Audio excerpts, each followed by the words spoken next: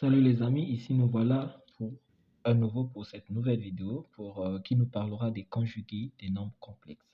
Alors, conjugués des nombres complexes, c'est quand nous avons eu à voir avec les racines carrées, vu que les nombres complexes sont nés avec l'incapacité de calculer la racine carrée des nombres négatifs, du coup, et les radicaux ont des conjugués, de même les nombres complexes aussi ont des conjugués. Et le même principe de détermination du conjugué des nombres irrationnels, c'est la même façon que nous allons déterminer le conjugué des nombres complexes. Mais cette fois-ci, c'est la partie imaginaire qui aura plus d'impact. Alors, c'est quoi le conjugué d'un nombre complexe? On se donne le nombre complexe z égale à plus ib et on appelle conjugué de z le nombre complexe noté z bar. Donc, nous allons lire z bar est défini par z égale à a moins ib. Donc, ça veut dire que c'est le signe du nom de la partie imaginaire qui change. Donc, dans le cas ici, nous avons 1 plus i, la partie imaginaire, c'est 1 moins i. Si nous avons moins 4 moins racine carrée de 3i, la partie imaginaire, c'est moins 4 plus racine carrée de 3i. Ici, le z égale à 8. Comme la partie imaginaire, c'est 0, ça veut dire que le signe ne change pas. Donc, automatiquement, ça reste le même. Et ici, nous avons z égale à 3i. La partie imaginaire, c'est 3. Donc, son signe, c'est plus. Son conjugué, on aura donc ici moins 3i.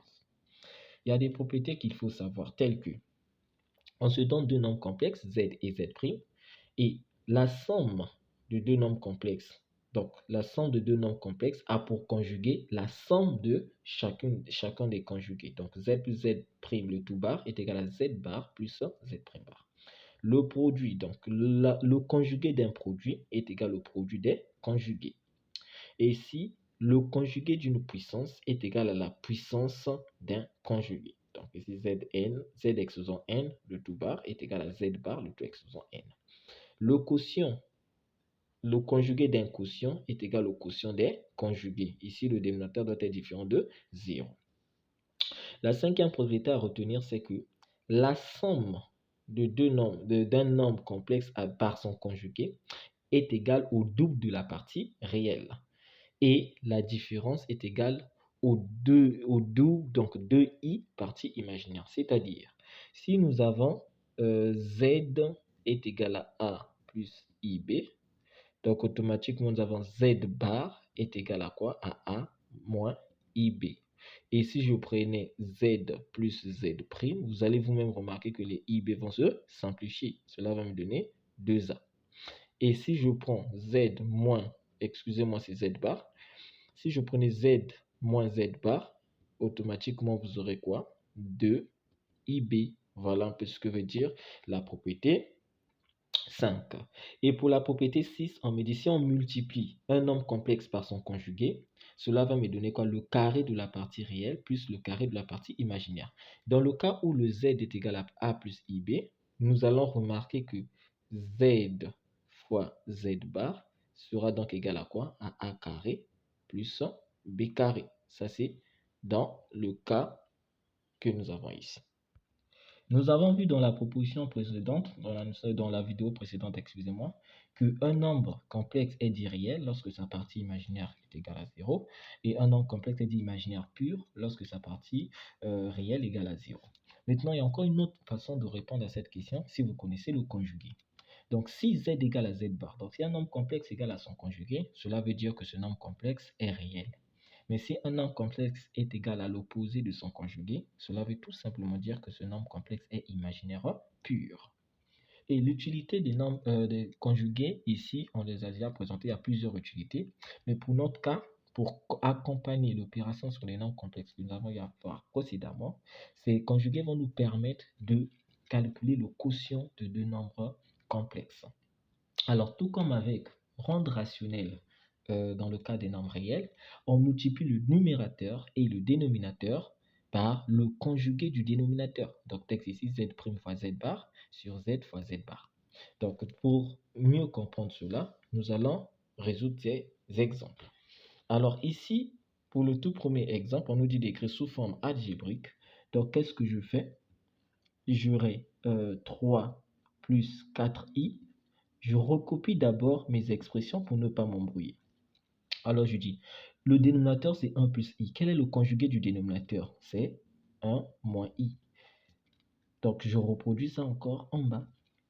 Et voilà, après développement, qu'est-ce que j'aurai?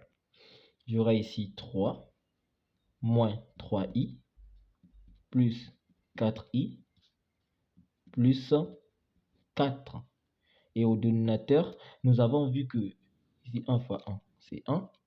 1 fois moins i, c'est moins i fois 1, c'est i. Plus fois moins, c'est moins.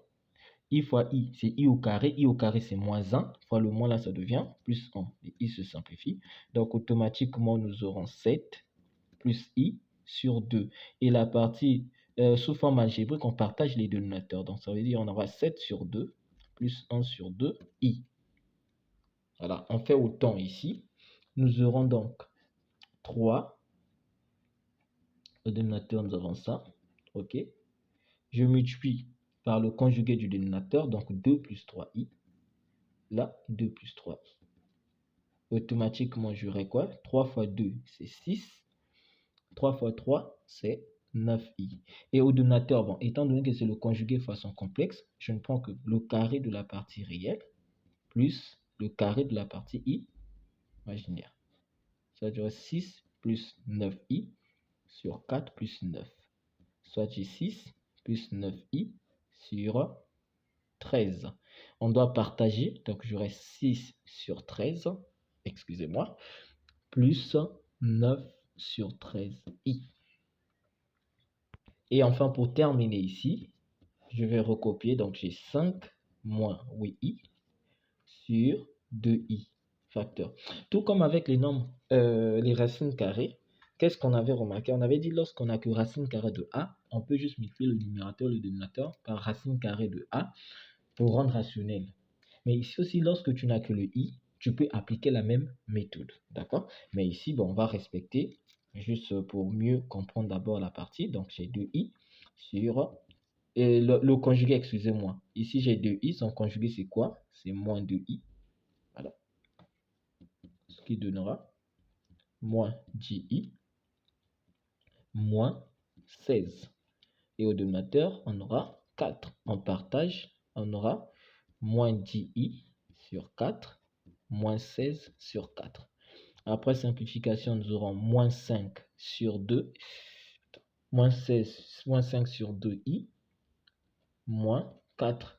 Et l'écriture algébrique, on commence toujours par la partie réelle, donc j'aurai moins 4, moins 5 sur 2i.